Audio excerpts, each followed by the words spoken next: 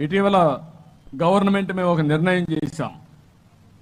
ప్రతి నెల 3వ శనివారం అందరం కలిసి స్వచ్ఛ ఆంధ్రప్రదేశ్ కృషి చేయాలని చెప్పి ఒక నిర్ణయం చేశాం.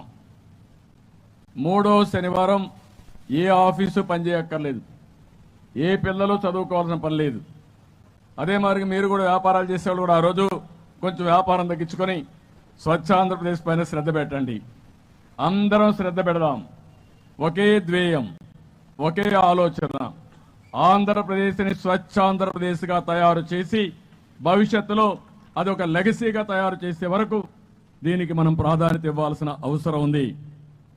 ఎందుకంటున్నానంటే ఈరోజు మీరందరూ గుర్తుపెట్టుకోవాల్సింది, ఇది మనందరిలో అనునిత్యం చర్చ జరిగితే తప్ప ఇది సాధ్యం కాదు. మామూలుగా అలవాట్లు ఊరికే పోవు.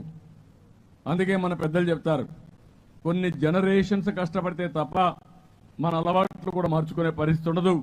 అలాంటి జరగాలంటే మనలో అలాంటి చైతన్యమే కాకుండా మనందరం ఇన్వాల్వ్ కావాల్సిన అవసరం ఉంది.